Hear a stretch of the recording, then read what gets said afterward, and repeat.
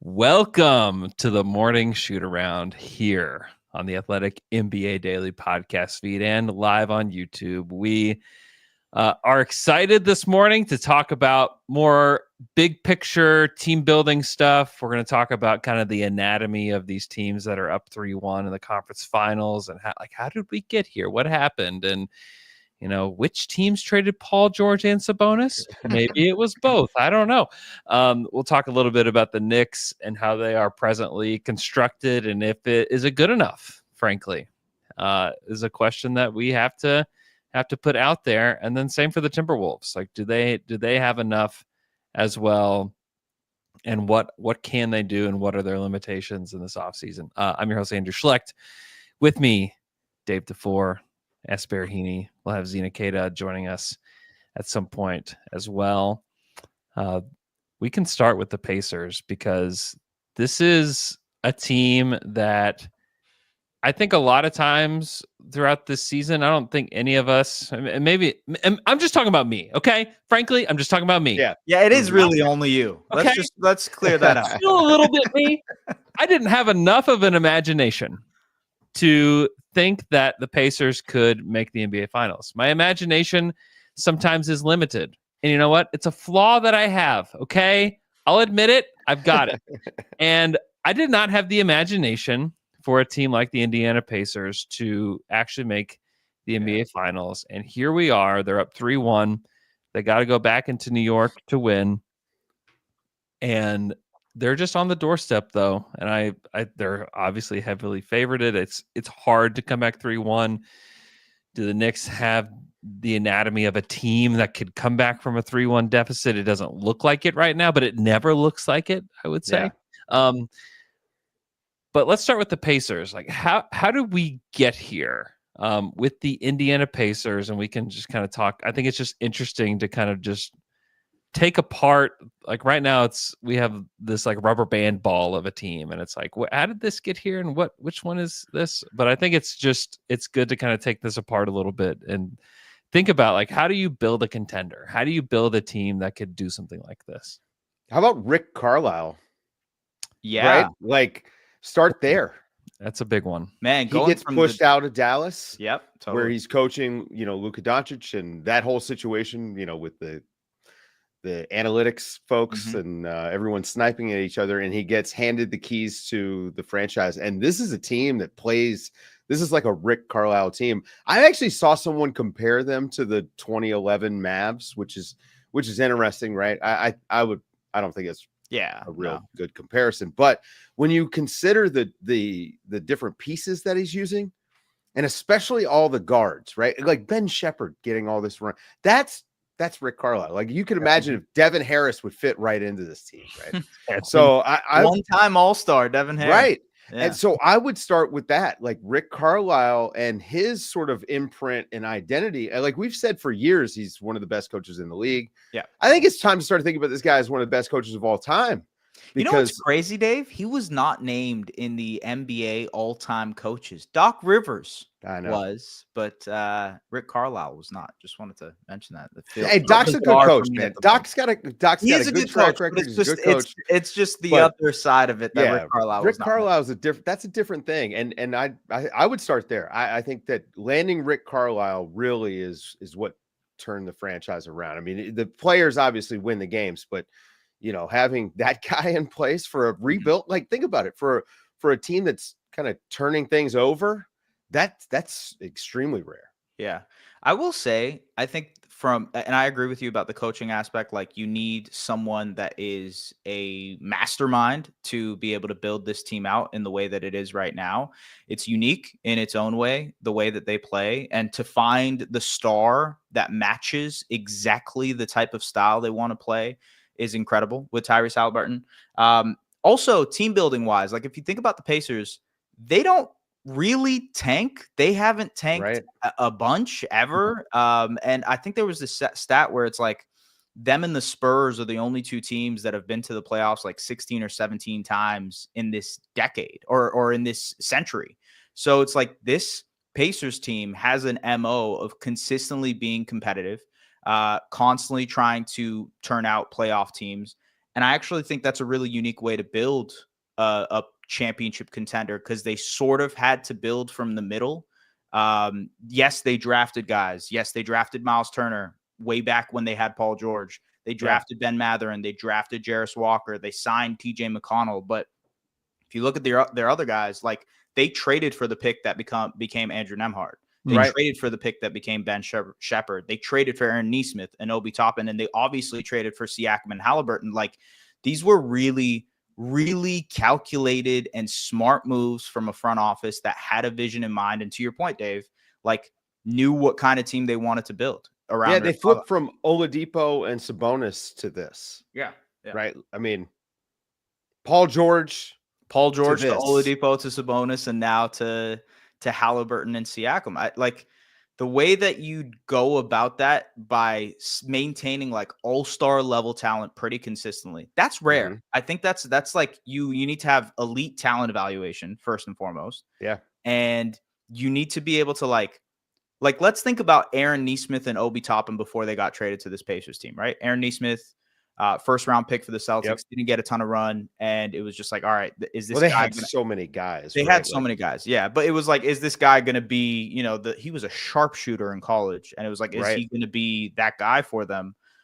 Is he going to pan out in the NBA? Comes into Indiana, fits the system perfectly. Obi Toppin, I mean, Knicks fans can tell you how much of a like distressed asset he was in New York, to the point where they had to, basically just get two second round picks to trade him. He comes in and fits perfectly into what they do. So it's about like just knowing the type of players that you're looking for and finding them. And I think that's really different than what OKC did. Well, sort of different than what OKC did. It's extremely different than what OKC did, I would say. And what's funny is, so they picked 6th in 22. They took Ben Mathurin, and they had the 7th pick. They traded it, with Washington to get Jarris Walker, who's not really been impactful so far. But do you know the last time they picked inside the top 10 before that? Was it Miles Turner? No. Miles Turner was the 11th pick. Okay. All right. So 9th or higher. When was the last time? Before Kawhi? No, Kawhi was 10. Kawhi was like 11, right? He was 14th, I think. Yeah. 14th or 15th. No clue. Yeah, no clue. It was. No, not Jermaine O'Neal. He was in Portland. Yeah. Nope.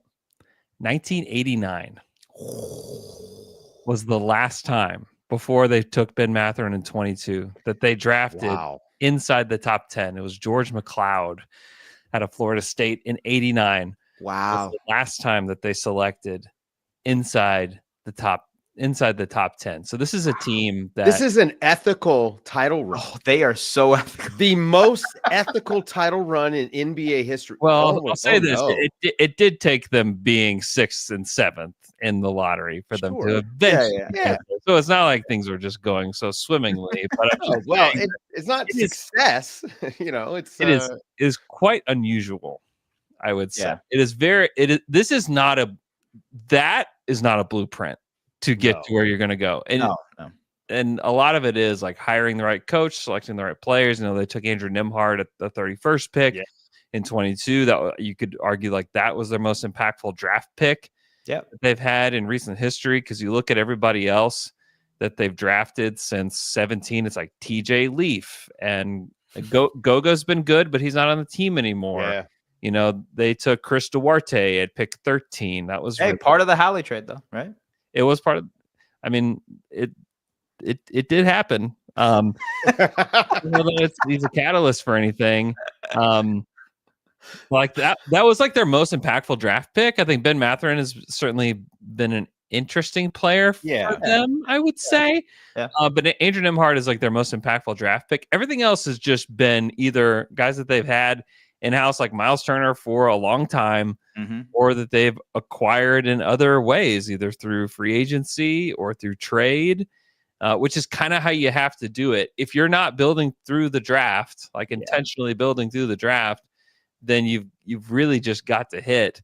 And like where they hit was in 2022. They traded Domantas Sabonis, Justin Holiday, Jeremy Lamb, and a 2023 second-round pick for Tyrese Lamb. Wow. Jeremy Lamb now running. the freaking Kings. Shout out to Jeremy Lamb. By the way, let's not overlook the Pascal Siakam trade as far as like the thing that kind of is huge.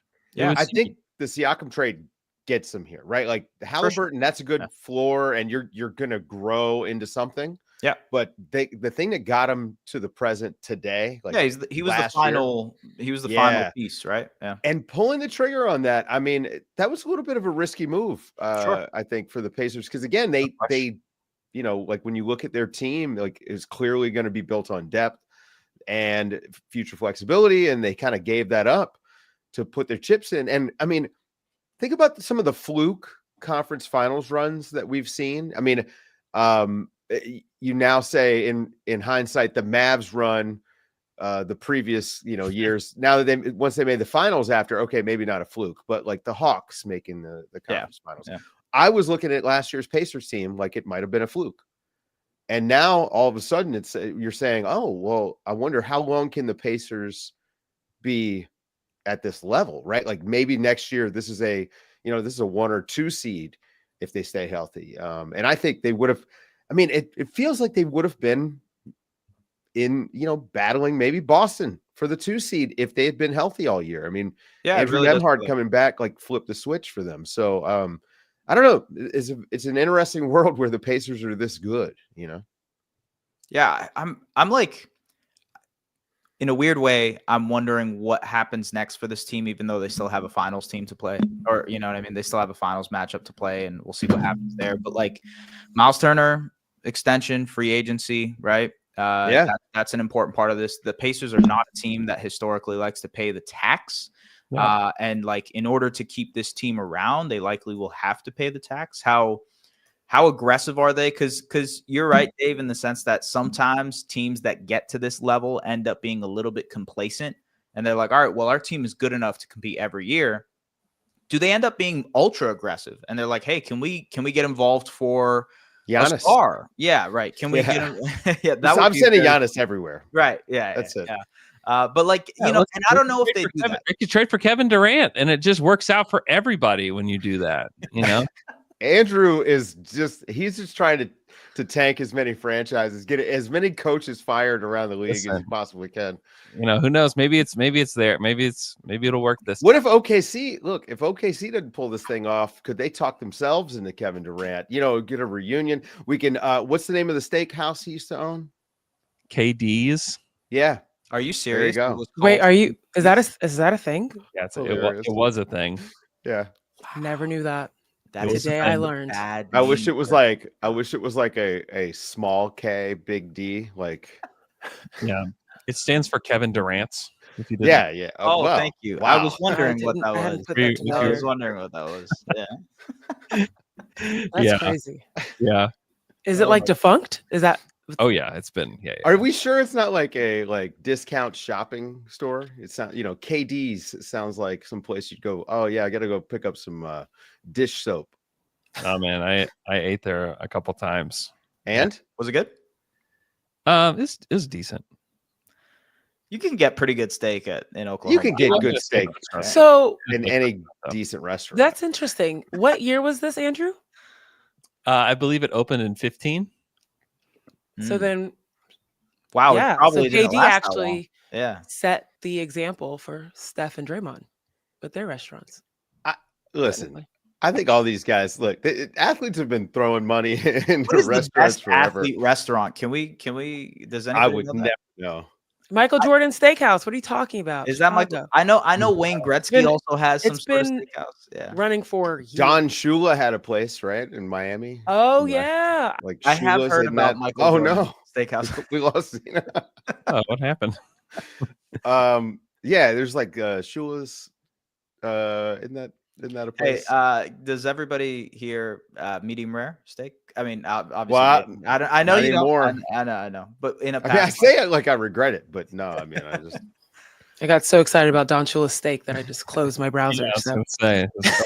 Yeah. Dan Marley has a oh yeah, bar. Really close to the to the arena there. Yeah, cool. That's the move, right? To me, it's like it's kind of like Cheers, right? Be the former athlete, be the bartender, be sober. but be the bartender, hang out, throw watch parties, start a podcast. Like it's 2025. You could turn it into, I mean, there's a great model for that in Denver. You turn it into like a studio, you can have a nice little thing going. Instead, how much do you think there's on TV? How much do you think that there is thought by athletes about where I want to go for the next step? Like if you're thinking about your Giannis, right? And Giannis, a lot, right? Giannis is in the Bay Area at Google's tech event, being an entire personality and such. Are you hinting at something here? No, I'm just saying. I'm just saying things out loud. We're just thinking out loud here. And everyone knows that, yes, New York, LA, spotlight, celebrities, big time, Miami even. But like when you think about the next step and setting yourself up for success, I'm looking at Andre Iguodala, president of the NBPA. Like you come to the Bay for the next step. And I'm just thinking about I see your angle. Here's the thing. What can OKC offer? I may, these guys have like so much money. You can't. I mean, I don't know if you really have to think about it. It's more of a, how do I make sure I'm not bored when I'm done, right? And can maybe buy a yacht. And it also depends on what you're built for. Like Iggy was obviously always interested in like being a part of some sort of governing body. You know what I mean? Yeah. And tech. He's always been invested in tech. Well, and Tim Duncan just wants to do jujitsu and wear like big jeans. Yeah, let him do yeah. People have different dreams. But Tim Duncan never has to worry about the cost of jeans going up because of all that money, right? Like, so inflation doesn't affect him, Just following in Jordan's footsteps. So worried about jeans. Anyways, I just derailed us. Continue. That was awesome. No. Speaking of courts, speaking of like former athletes, I've loved the Pacers having all of their old like George Hill was courtside yelling. Yeah. Well, the Knicks did it too. I mean, I know. It's been really, actually, it's been fun in the playoffs, right? Like that. It feels Chris like Paul for OKC. That was cool. Yeah. Chris Paul was there. Yeah. Patrick. You made fun of me. You made fun of me for wanting this series because you're like called me old because this is like the 90s series, but all these guys that you're loving to see are from the 90s, right? Yeah. So hey, I wish early 2000s. They should do an old timers game. That would be fun. That would be really cool. After the series is over, I don't want anybody. I'm just scared of injuries. I was like, oh, the injuries scare me. That's not fun. That's anxiety producing, especially for somebody like me who's like still recovering from. They did one of those for Goran Dragic, right? His like retirement game. Yes. Night of the Dragon. Yeah. Everybody. Luka and Jokic on the same team. Yeah. It's a sick game. Pretty fun. Yeah. Everybody was there. Yeah, but it was like Dikembe, not Dikembe, but there was I think it was actually Dikembe Mutombo was out there early. Chris Bosh was out there, and they're like, man, these guys are getting up there in age. Like, damn, But, yeah. Oh man, so it is interesting that it's at least a fact that both teams that are in pole position to be in the finals traded Paul George, right? Yeah. It is a fact. It happened. Podcast P. Philly, are you listening? Philly, listen, there's one thing. And also Sacramento, if you're listening. You guys are both one step away from becoming title contenders. You'll just trade Sabonis and trade Paul George because that's apparently how you do it. Who has a worse market between the two? Because it's not like Paul George for sure. What do you mean worse market? Worse market for what? Trade market. Yeah, trade market. I mean, it's probably Paul George, right? Because of the money. I think it's because of the contract. Yeah. Probably, but also Paul George is still easier to fit on your basketball team than Sabonis is. Yeah, like a good team might be more likely to trade. But what is Paul George right now? I mean, like he was terrible. Well, he's podcasting again. Listen. So he's a competitor. I totally get it. That's interesting. You guys think that the market is better for a Paul George than a big man that can shoot? I mean, DeMarcus, but he doesn't shoot. Is the problem? I mean, even if he did, I think he would still. He shot. He shot. Right? He's not. I don't know. But he didn't make them. Yeah. The biggest thing to me.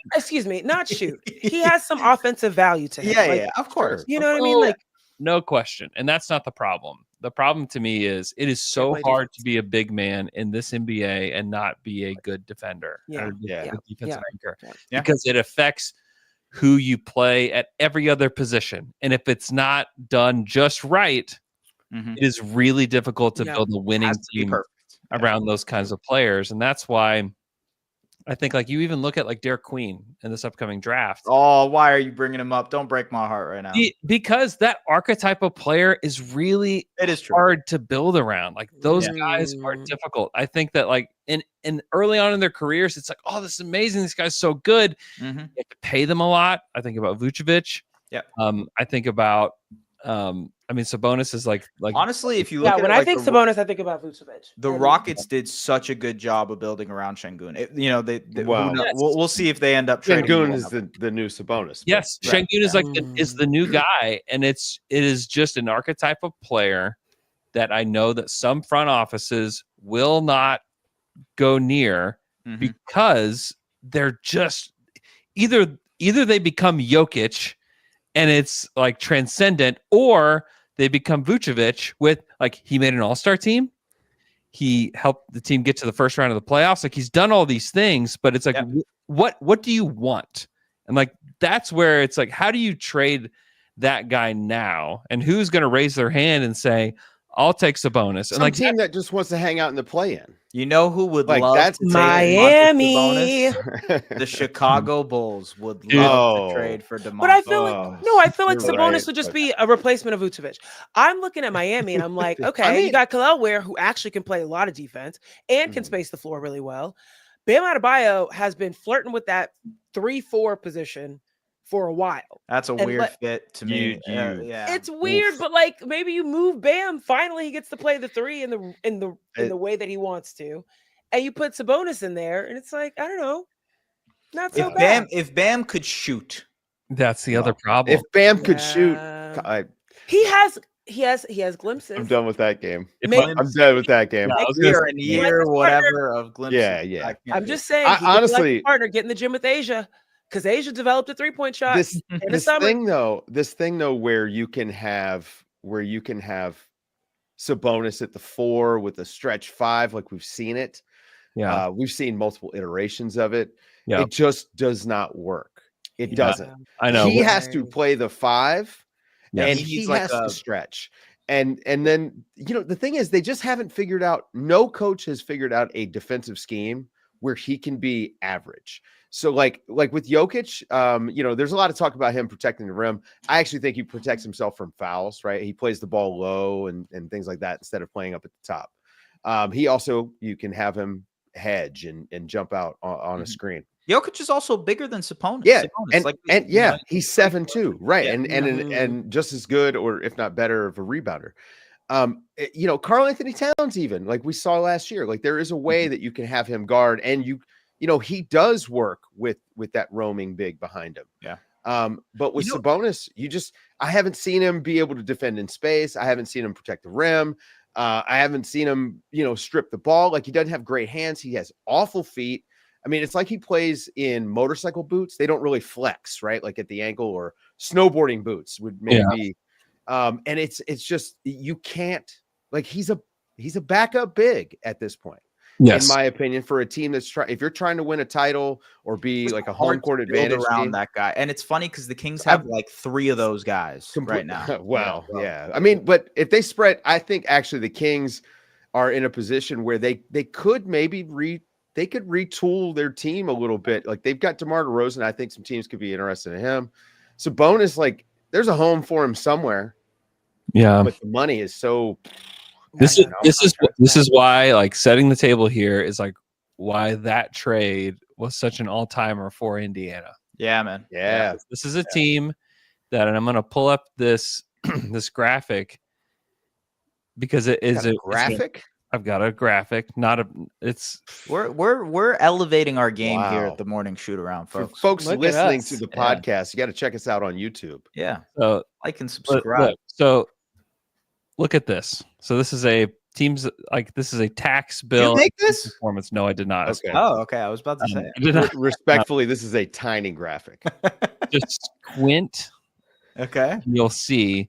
But the Pacers are at the top of this one. They have not, since 2012, they've not paid the tax one time.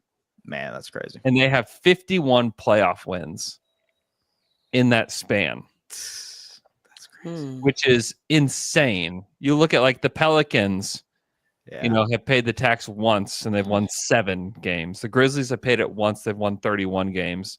The Pistons haven't paid it. They've won 2. Hornets have won 3 and haven't paid it. Kings have not paid it and have 3 wins. The Magic have 7 wins and haven't paid it. The Hawks are another one. They've won 34 games without paying the tax. That's impressive. That is impressive. It's like small market baseball teams where they're it's like we're gonna win on the aggregate. Shout out to like the Pacers are like the Marlins, but with stable ownership. Yeah, and it's just impressive to see like what they have built and what they have done through this. Like, I mean, this is a long time. We're not talking about just like a few years. Like they've had this longevity where they've won a lot of playoff games. They haven't paid the tax. And they've got this team, and you start to wonder like how long, like what happens when Andrew Nembhard's contract comes up, like what do they do there? Like there's going to be questions around it and questions around the ownership group.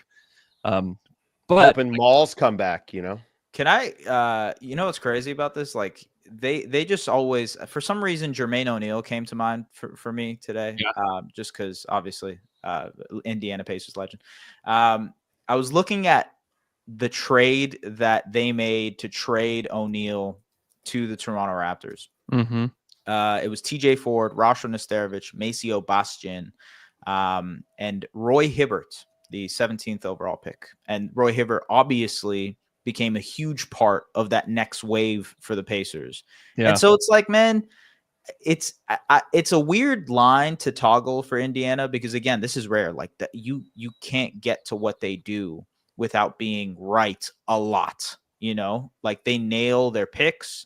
They have nailed transactions. They buy low on players that you might think aren't going to be legitimate NBA players, and then they turn out to be NBA players. They've just done it constantly.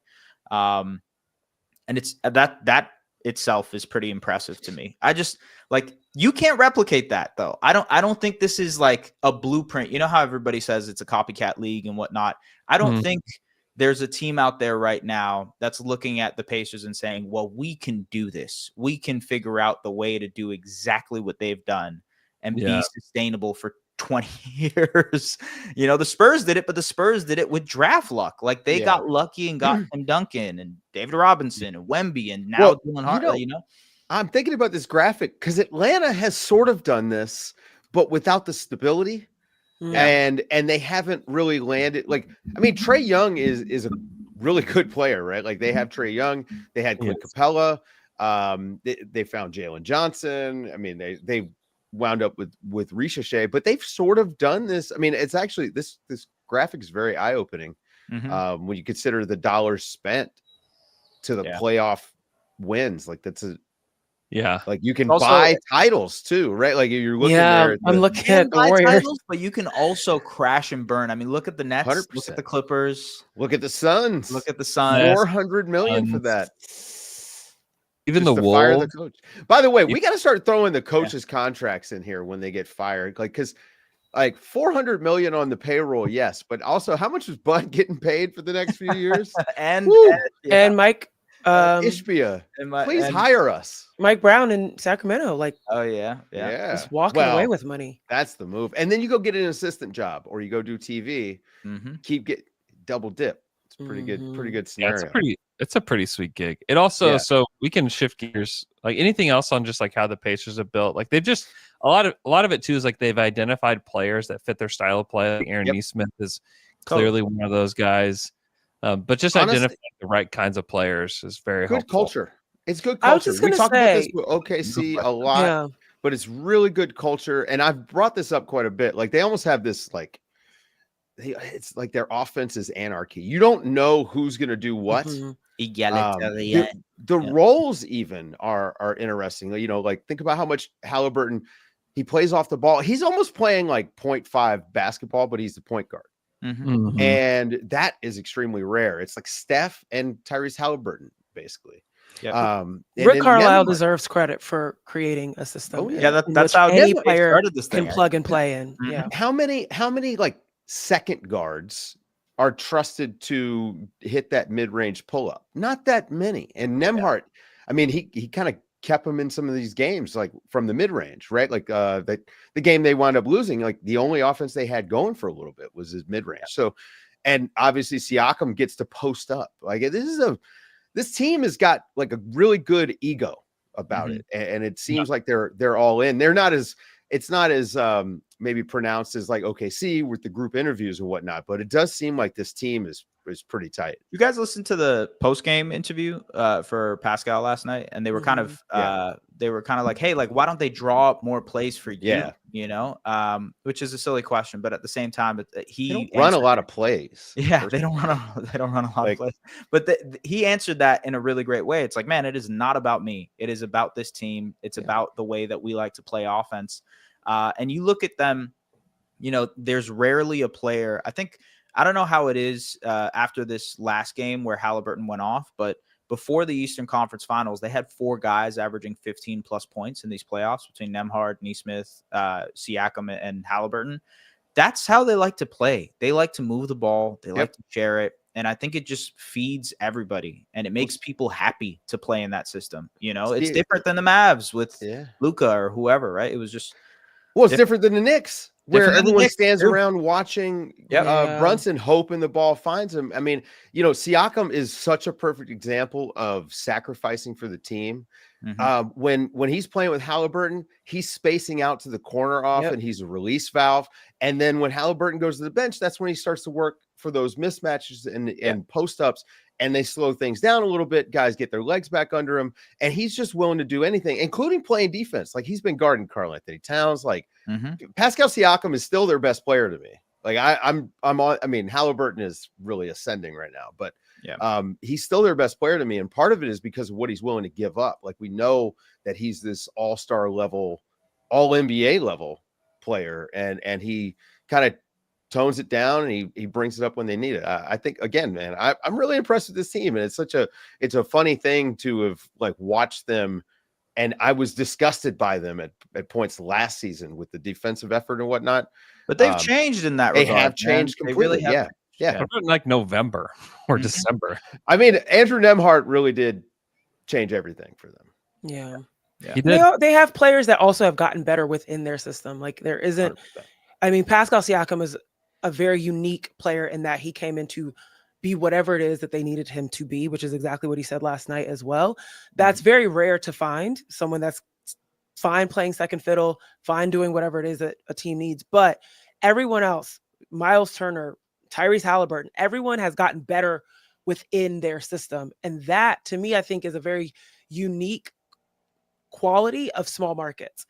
Because you can't afford to be this big time ego in a small market. You've got to play up to the brand of Indiana or whatever, or OKC. Like you're seeing this in all of these small markets. I don't know what's going on with Utah.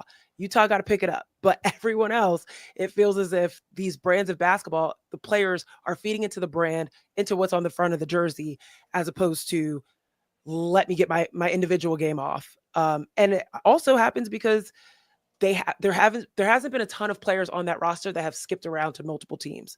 They've been within that system, they've grown within that system, and it's allowed them to mesh in a way that we're not seeing with other teams. Yeah, I know we kind of had this conversation offline about like what's the prevailing storyline from these playoffs, and depth is obviously playing a factor, and the Pacers are a really deep team, but it still is the stars that kind of make this thing go, and the way Halliburton and Siakam have elevated what they do, and it's the way that they play. Like it's an unselfishness, it's a willingness to buy into what they want to do.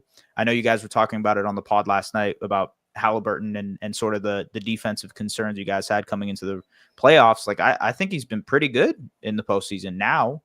He's buying into what he has to do defensively. Like that's a level that you need from your superstar to get to this point. And I think if you're looking on the other side against the Knicks, it's like they're not getting that from Brunson. They're definitely not getting that from Cat right now. And I think that's the difference between these two teams. It's can you change your mentality for whatever the series and the matchup provides or like necessitates. I'm messing up that word, but you know what I mean. Yeah. It basically necessitates. Thank you. Needs you to do basically, right? So I mean, I would say the Pacers scheme, honestly, is like to credit here, and then the energy and intensity from the guys around Halliburton also, and Halliburton getting himself into the right spots. Like you talked about this the other night. So many peel switches. So many scram switches. They're getting Halliburton out of there, and everyone is locked in and knows their job, knows their assignment. And Halliburton, again, to his credit, 4 steals in the game. Like, think about the plays that he was making. He sees opportunities. He's not a big fouler, right? Like, so he's using the opportunity here. He's like, okay, I can be a little bit more risky. They're getting me off the ball. Who cares if I pick up 4 or 5 fouls, right? Like, because he's not going to foul out. You don't worry about that as a coach. So he's able to dive in there, get those steals, get his hands on some balls. And then also, like, some of the fouls he was able to make. Like, think about like the layup that he saved, where he grabs, I think it was OG, and stopped him from getting a layup, right? Like, stuff like that. They have really maximized what he can do defensively without exhausting him. And so on the other end, he's able to do all this hopping and skipping, which is why everybody hates him. Without turning the ball over. It's 2 minutes left in the fourth quarter, and he's like skipping down the court, and you just want to it's like you hate his guts. I get it. Yeah, the conditioning of this team is like you feel as if they've got the second wind, but it's really because they have depth. They just have rotational players. But I thought the most endearing thing that is very indicative of how this team looks at Tyrese Halliburton when it comes to defense was, I can't remember, it was in the fourth quarter. Tyrese made a play, some sort of deflection happened, and he almost had it and ended up getting it, knocked out of bounds, and he ends up in the bench. And James Johnson and Thomas Bryant like hug him up, and they're like, yeah, you did it. You're doing it. And it's like, that is so endearing of like, we don't look to you to be our defensive stopper, but like, good job. Like, you're trying. There you go. Yeah. Like that sort of energy around him of just like, keep going, etc. I'm not seeing the same level of like full enthusiasm from the Knicks bench as much as I'm seeing for any type of play that Mikal is making, that Josh Hart is making, any type of rebounds that he's making. It's kind of like that's the expectation. And so with Tyrese, it's like any other thing that you can do outside of the offensive boost that you're providing us, we are very excited about, and we will continue to encourage you. It's very endearing. Knicks are too tired for that. Yeah. They're way too tired. You just kind of wonder, and I know some more of the Knicks have played, but like how hard it is to be on a team where you just know you don't have there's no way I'm playing. Right. No path. It's like, wait, there's no way you're what? Getting on the court. Playing in the game. Sure. I mean, James Johnson had his grills in last night on the bench, we noticed that, right? We were like, are those just his teeth now? Or I think they're grills. I don't know. Maybe they're caps. I don't think so. That's but hilarious. so I don't know. Like, so, but he knows his job in there. He was wearing a coach's quarter zip the last time he was in OKC. I mean, come on. Like, he's not playing. He's got the best job in sports right now. He does. Yeah, he's just an enforcer. Too much. Yeah. Who never has to enforce anything. That is it. Very right? nice. He's like Chuck Norris of the NBA. He really is. You just have to go around saying, he's a black belt, right? Right. All the players reputation precedes him. Players think that. Like he was the guy that people didn't want to fight in the player poll. Like the players still think of like they all think of him like that, even though like when was the last time they actually saw him dribbling basketball? I don't want to find out. It was really in the playoffs that he had to come off the bench for something. I can't remember when it was. Yeah, he came off. He came off the bench and had to, had to just stand up for a little bit. But I think quickly. I think that was in the Cleveland series. He did that one. Maybe that's what it was. Yeah. It's an earned reputation. I'm just saying he's got a great job. Yeah, former Raptor legend. Just saying that. It's true. Raptors legend. Every Raptor is a legend. Hey, DeLon Wright yesterday. I mean, there's only been what 150, 160 players there. Yeah, probably. Yeah, Zan Tabak, Raptors legend. There's got to be a lot more than that, Maybe right? more than that. I don't know. There's got to be a lot more. I just assumed everybody's a legend. Okay, so for the podcast, we're going to take a quick break. Yes. We'll come back. We'll talk about the anatomy of OKC and how they got here as well. We'll be right back. And we're back after that quick break. Let's take a look at this graphic again. If you're watching on YouTube, You can tune in. So we have several people tuning in live, and Like and subscribe. Would love for you to like and subscribe and join us every Wednesday. We will go live. The Thunder, a lot of people see them as like this like cheap team, a team that never pays the tax. They actually since 2012 paid it 5 years, which I think has surprised a lot of people. And they paid over $100 million in tax money, which is really, it's just an interesting point to just throw out there. Like this team, this ownership group, yes, I think that they will forever be seen as the team that cheaped out on not paying James Harden. Yep. And like I think people have that just like stained, into their memory of like who this team is. But like they had always planned, and it's similar to now. Like they had always planned to pay the tax with that Kevin Durant, Russell Westbrook team, with however it manifests itself, they were going to pay the tax. It was going to happen, but they had a plan in place. And now, like they have a similar plan in place. They would love to be able to pay the tax with this current team, and I think that they will. Oh yeah. They've saved money through the rebuild. The most money that you pay, out of everything that you're doing is through your payroll for your players. And like they didn't pay much, I'll tell you that. Yeah. Through the rebuild. And now I think they're fully prepared to pay the tax. They're going to have an influx of money through this new arena that they're building. They're going to have an influx of money through expansion. So like, there's all these things that are in favor for the Thunder to actually pay the tax. Now, how long can you stay in a particular apron is like a whole new question.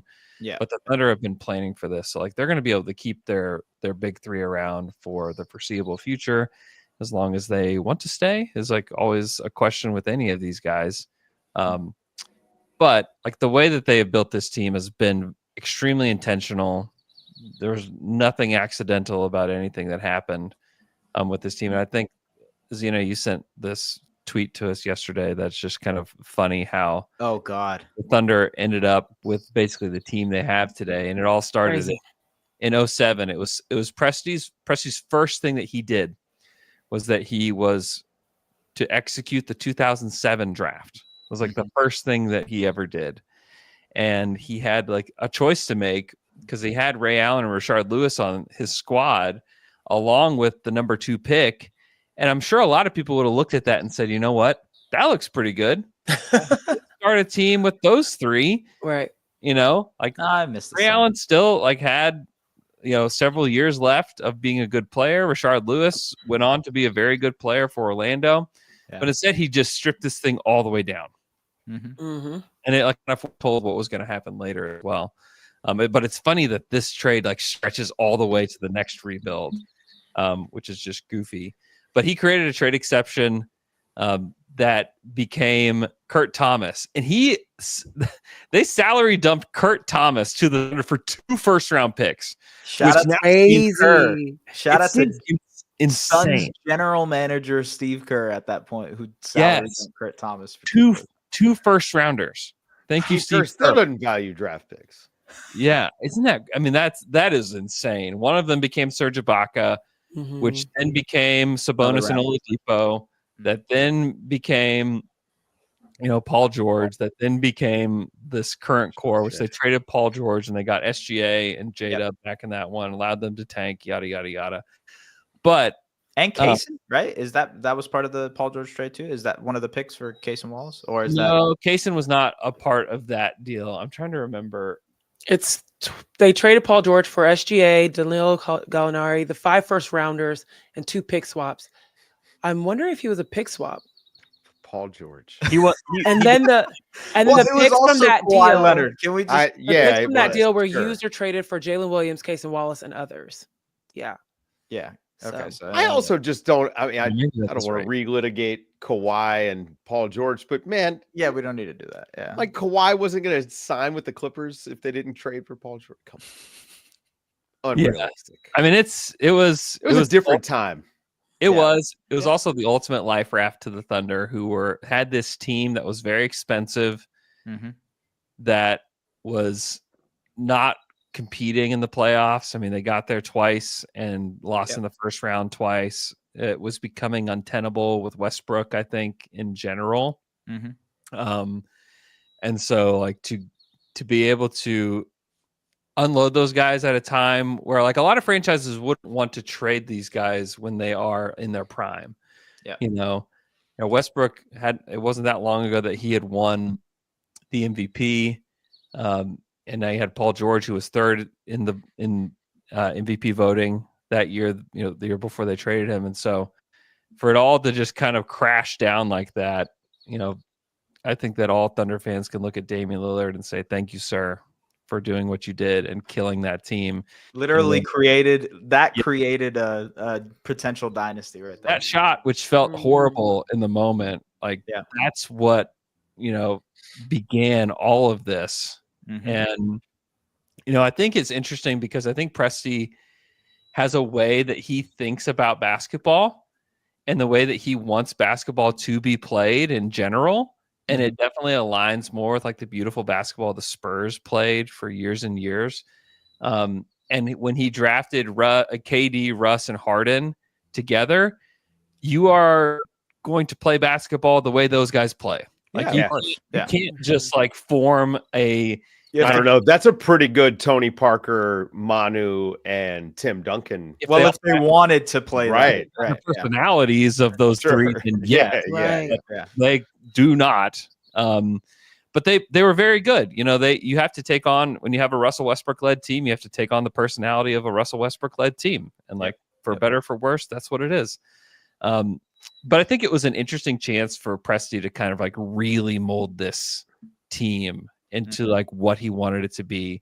And when they traded for SGA, like nobody thought in their wildest dreams that he would become this. Like they thought like, okay, and I don't know what they thought, but I thought, okay, they probably have a starting 2 guard, and now they need to go rebuild through the draft and get their best player. I remember there were conversations about whether they should move SGA off the ball and give Josh Giddey more reps. I was sitting in that press conference. I was sitting in that press conference. Interesting. And Mark said it before the game, and then I can't remember who asked the question. It was I think it may have been Joe Masato at the Oklahoman.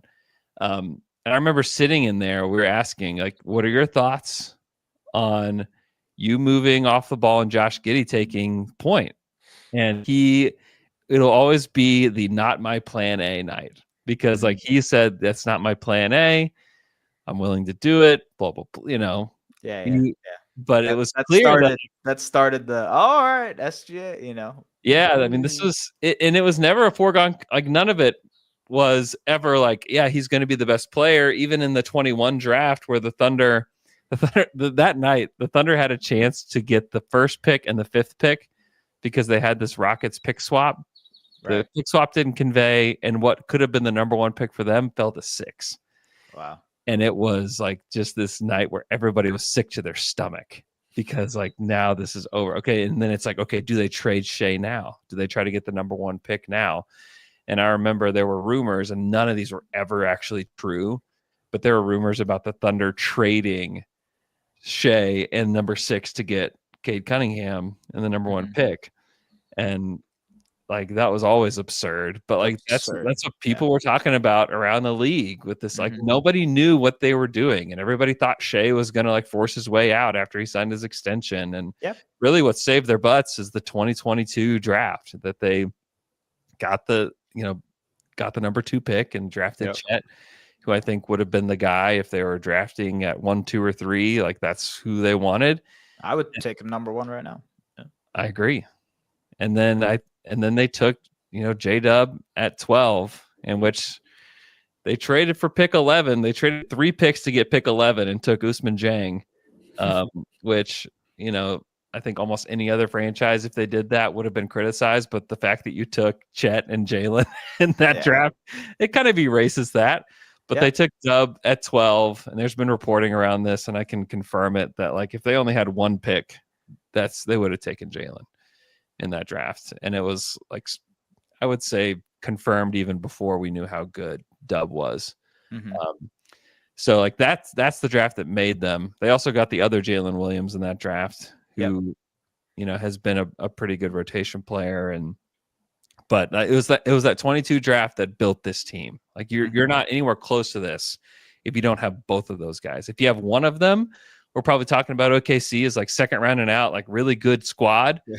But the fact that you got both of them and like you continue to draft well and you're able to trade Giddey for Caruso and you're able to bring in Isaiah Hartenstein, who is their best free agent that they've ever acquired in the history of the franchise. Like, well, the only reason they were able to do that is the Gordon Hayward trade, right?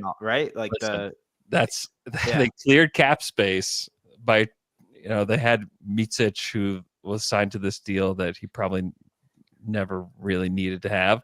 Nope. Trey Mann, Poku wasn't part of the trade, but they eventually waived Poku and let him ride off into the sunset. But yeah, I mean, like it's just meticulously planned. Like they traded for Hayward because he was a giant expiring contract, and they hoped that he could play for them. He forgot how to look at the rim during his time with the Thunder, which was very strange. Cardio. It was actually very strange how much of a fall off he had in OKC. He was miserable here. He's one of the only players that I can remember that was miserable here and that had an exit interview that was like so awkward. Yeah, most guys like really because when did he hurt his ankle? Was like that was 2019 are you talking about the Celtics situation? I thought he got hurt again in OKC. Well, yeah, he's I don't know about that. I mean, he stayed banged up. Yeah. He was pretty consistently hurt. Yeah. I just remember I remember him getting hurt in OKC and it kind of feeling like this is a good thing that he doesn't have to go and play basketball because he looked miserable in OKC. Yeah. Sorry. I was actually, while you guys were talking, I was looking up, you were talking about how no one expected Shai Gilgeous-Alexander to be the player that he was. Yeah. But I vividly remember Draymond Green and Steph Curry being like, no, we knew that he was going to be this good. And I was like, really? And I was pull up the LeBron meme right now. But totally. But they have said that, but they've said this for a while that they saw this when they played in that first round against the Clippers in 2019. And I was just looking up his stats. Like he played in those games. It was, Warriors in 6. And it was a battle. I don't know if you guys remember that playoff series, but it was a legitimate battle. But I didn't know that Shai started in all 6 of those games. Shot 46% from the floor, wasn't they were a good team, but he wasn't the best player on this team. When I saw him at Hoop Summit when he was coming out of high school. No, I mean, I honestly, I'm just curious what players see when they watch those things. Like knowing he'd be good and knowing he'd be the MVP. Knowing he'd be great. That's what I'm saying. It's a different thing. It's a different thing. I think everybody after that playoff series against the Warriors thought he'd be good. Thought, hey, he's actually a starter because pretty rarely do guys that are drafted, at his position, he's drafted 11th. Become like these like high level starters, have a chance to make an all-star team kind of guys. And I think that's what people thought. Like, hey, you know what? In his first year with OKC, averaged 20 points per game. Great. Like this guy's going to have a chance to make an all-star team at some point in his career. What a great get for the Thunder. And he just grew every single year. Like he became a better. I think OKC deserves a level of credit for that too. Passer, became a better defense. I think guess who also started for that Clippers team? Yeah, okay. I was about to say I thought it was me. I wasn't sure. Wait, OKC's development has really paid off with them. They've set a standard. Guess who also started for that Clippers team that took the Warriors to 6? Patrick Beverley, right? Was it Danilo Gallinari? I'm pretty sure was on that team. Montrezl Harrell. Was Montrezl Harrell a starter? He might have come off the bench. No, he was not a starter. Yep. He definitely came off the bench. Yep. Let's see. Was Wesley Johnson still in the NBA? I can't remember. No, it's I'll give you a hint. It's someone that New York has been putting a lot of faith in as of last night. New York has been putting a lot of faith. Sorry, I feel like I'm on like Holiday Inn Express internet right now. I don't know what's going on. Landry Shamet. Landry Shamet. Right. Yeah. I remember that. No, look, I was just saying, like, you have to credit OKC for nurturing and like allowing him to grow through the years because I was talking to Andrew about this a couple of weeks ago when Shea won, or not even a couple of weeks ago, last week when Shea won the MVP. But his size, if you look back at his rookie year, like he was skinnier, right? Sure. He added some frame, he grew into his body, et cetera, et cetera. And they allowed him to grow and blossom as a mid-range scorer. Like, yes, he was always super talented at getting to his spots, but to be able to like learn all the different pick and roll coverages, figure out how he wants to maneuver through them, and also to become like an elite 3-point shooter eventually. Well, his mid-range is why free throws are why I assumed he would eventually shoot from three, because he's been consistently, he was like 34% from three, I think, his entire life up until, like the last 2 years. And in the mid-range, he's like been around 38, 40, right? Like that's pretty good when you consider how they're guarded. And then he's a great free throw shooter. So I always assumed he would find the range. It's honestly, it's the feel of the game with the ball in his hands. That's the stuff that separates him and differentiates him.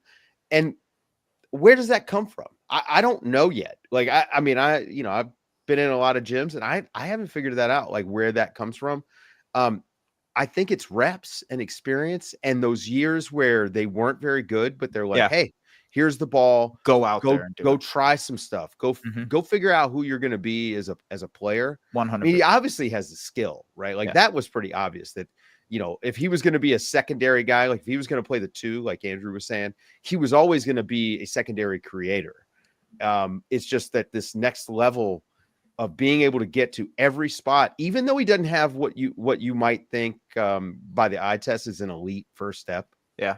He always gets to a spot. I will say, I think it's also a testament to the patience of OKC, and this doesn't just apply to SGA, but it also applies to J-Dub and to Chet and basically all of their other players on this roster. Is like they are willing to take the time. You see them throughout the season. Yeah, they won 68 games, and Andrew, I'm sure you know this, but they experiment a lot with their lineups. They'll throw Dylan Jones in there for lineups. They'll obviously eventually, when Nikola Topic is available, they'll throw Nikola Topic in there.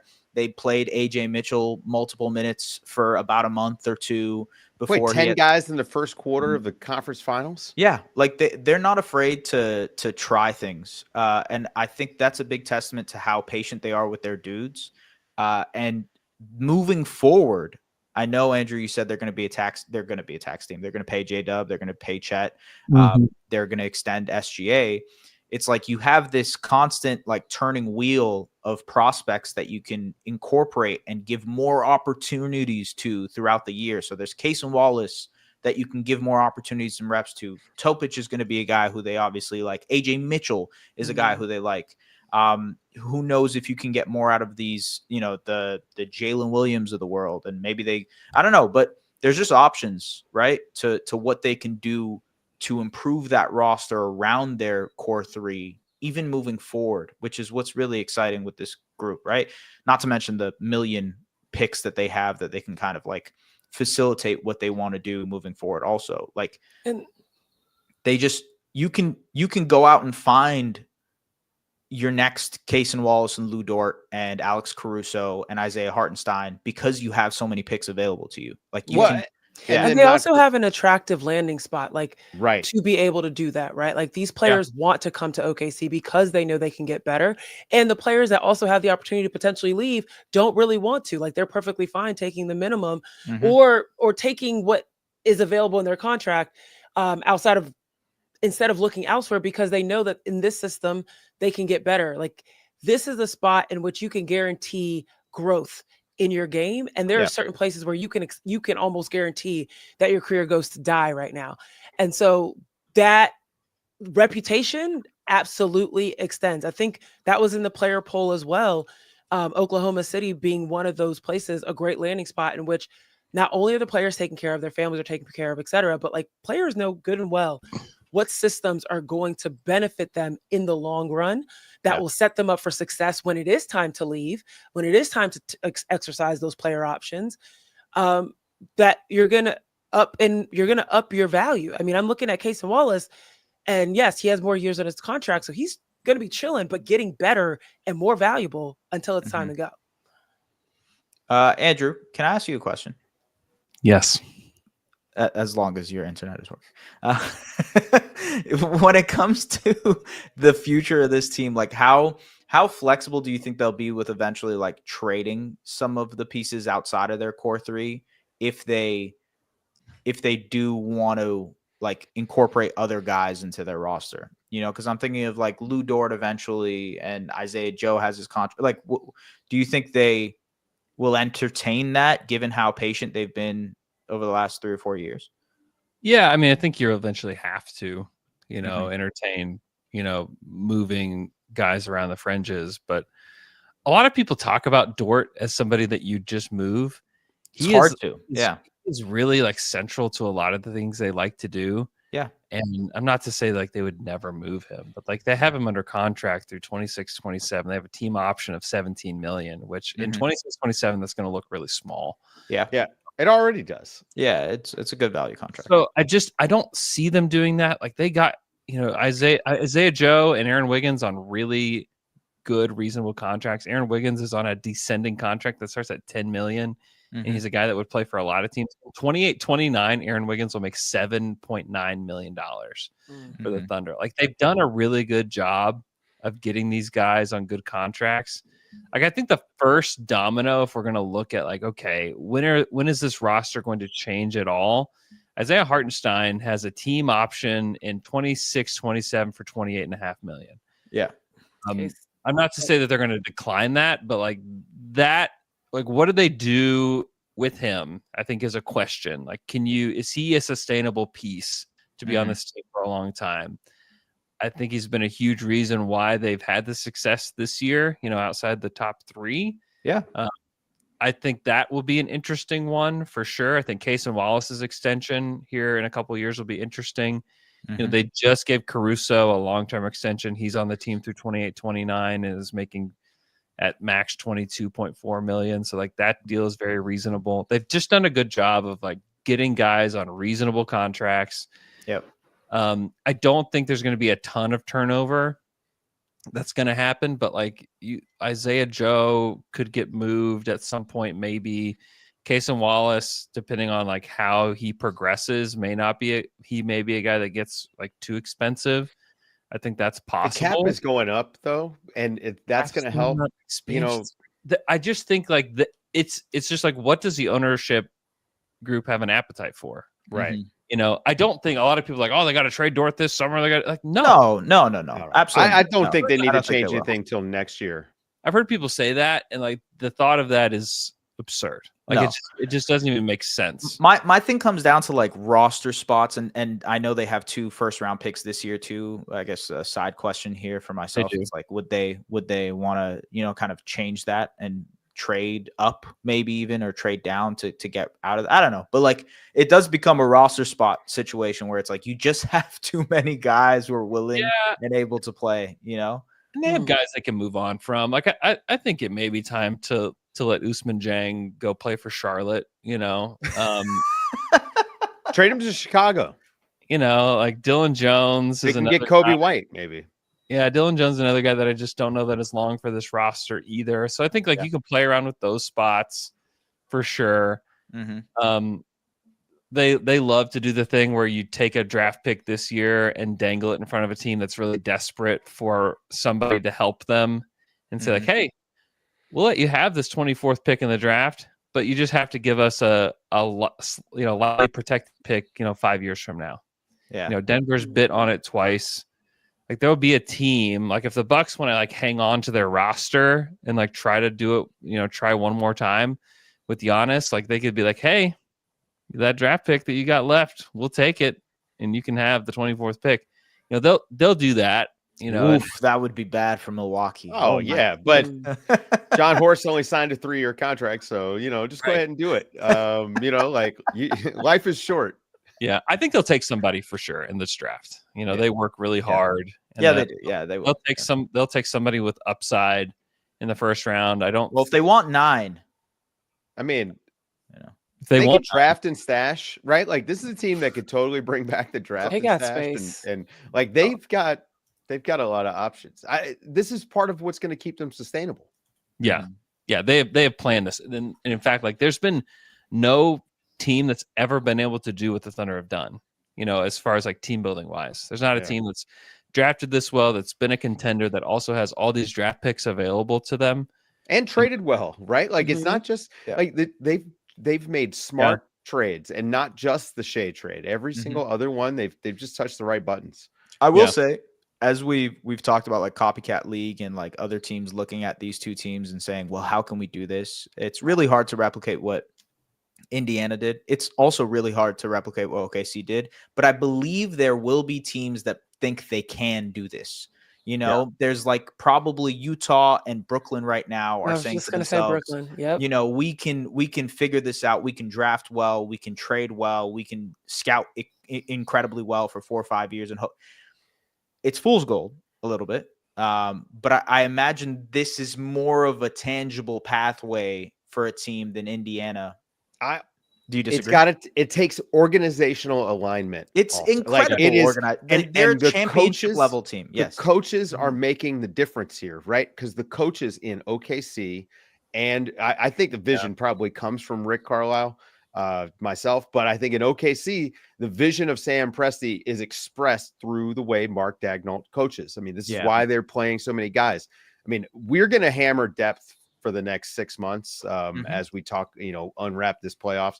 But it is going to take that, like the right coach for the right team with the right front office. But the coach, I do think again, Tom Thibodeau is being exposed again, right? Like the same stuff we've been saying for years and years and years, right? Like this, but right now is, I think, when it is the most apparent that if you don't have 9 guys, 10 guys in the playoffs that you can trust, it's just going to be harder and harder and harder to win. And you tip your cap to them for winning this way, but it's a difficult way to do it. Also, it's like finding 10 guys that you can trust both on offense and defense. Like that's we're in a new era where you have to do that, but how incredibly hard it is to do that. Some of these guys are really good at basketball, and I really like. We've never seen this level of talent. Is really what it is. They've never played at this pace. They've never had to defend this much space ever.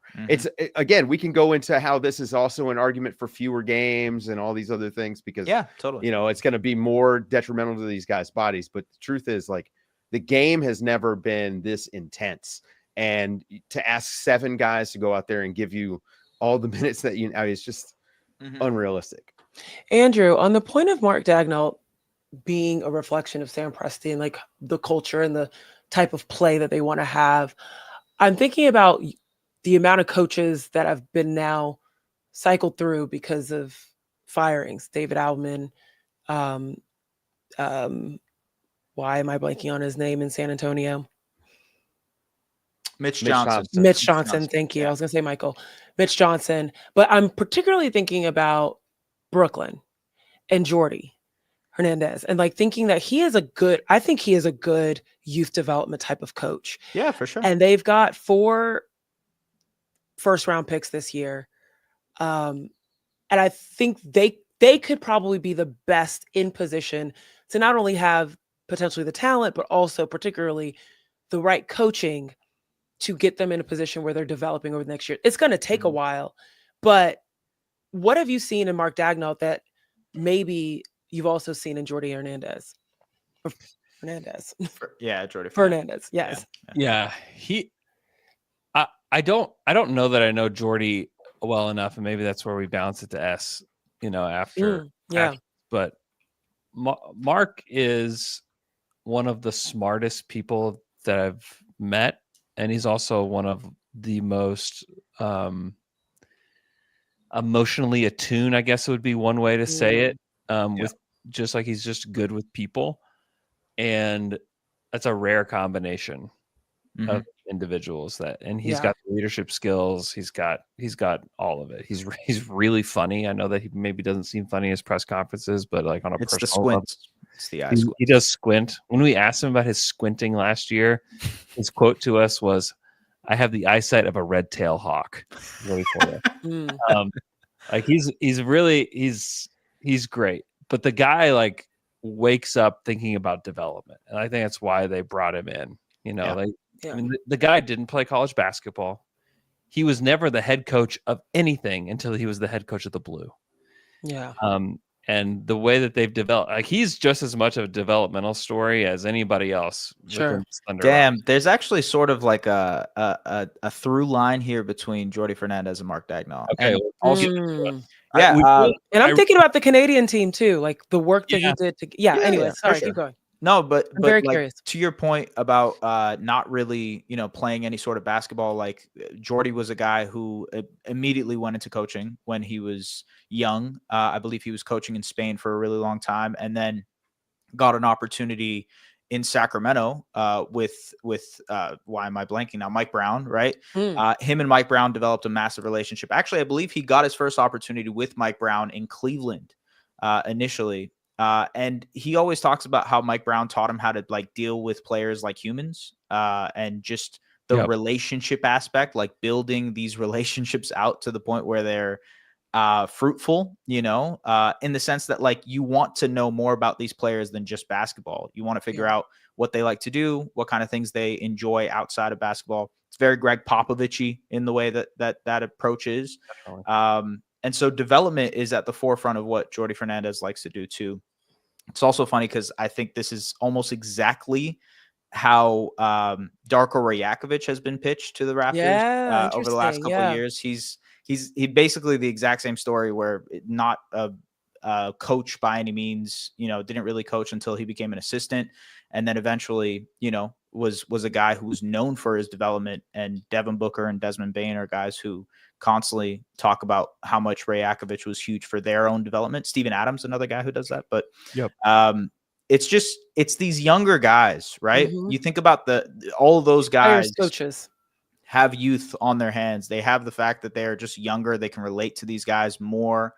And I think that gives them an edge in coaching. I know, Dave, you've mentioned it before, but like there's like this new age of coaching in a lot of ways, where there's like an old guard of coaches and a new guard of coaches. And you think of like Will Hardy and Jordy Fernandez and all those guys.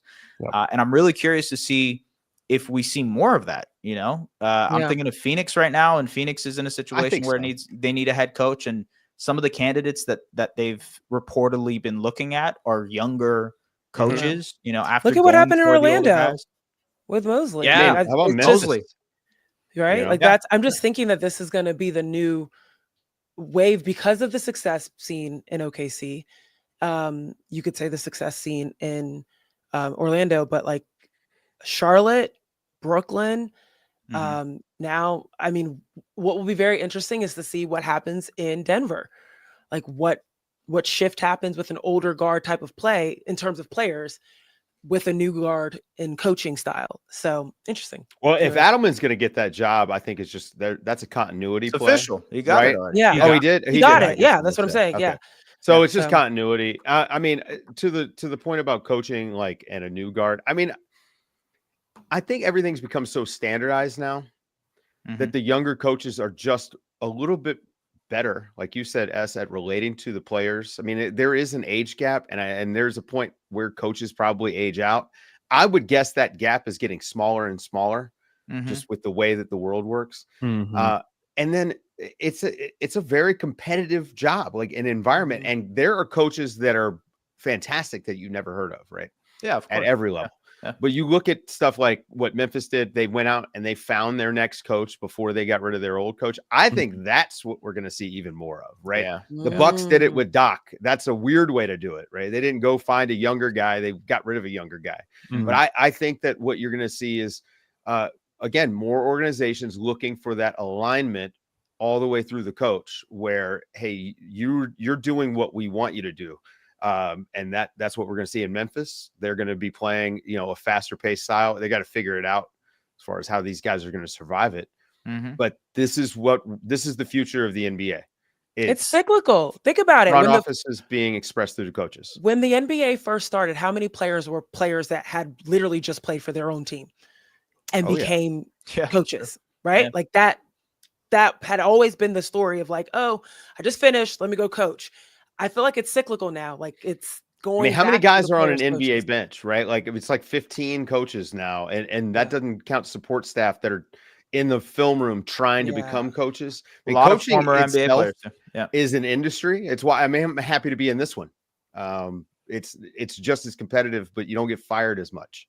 It's Yeah. it is a different world, and it is a lot more corporate than I think people would understand. And but for the guys that get to break through, I mean, I just wish we would get some real revolutionaries breaking through who are like changing the way things are done on the court, rather than Those guys never get credit though. It's hard, right? Yeah. Like it's just impossible. I mean, we'll see what happens again with Tuamas Azola in Memphis with because he's got a little bit of a different style of offense. But I want to see who's the next defensive guy. Like the offensive brains always get all the attention. It's a lot like football, right? These guys that were coaching high schools like it was Madden, they started getting college football jobs, and now they've worked their way into the NFL. I want to see where's the next coaching guy coming from. Is it going to be me bringing back the amoeba defense? Am I going to have to be the one to do it? I don't know. Yeah, But next coach I want to come see from the athletic NBA. Yeah, daily. no, We're all waiting for it. I don't know. Thank you so much for tuning in with us here live on YouTube for the morning shoot around. Appreciate you guys listening on the podcast app of your choice as well. If you leave us a 5-star review on Apple Podcasts, let us know if you have enjoyed the morning shoot around. I was actually introduced. I was on the radio the other day. It was a national radio show. They actually introduced me as Andrew Schleck from the morning shoot around, and I was like pumping my So fist. good. That's amazing. We got a Let's spin-off. We go. got a spin-off show. There you go. Yeah, I was like, I did not even know that was a thing. So thank you guys for tuning in. Appreciate it, and we'll talk to you guys again next week.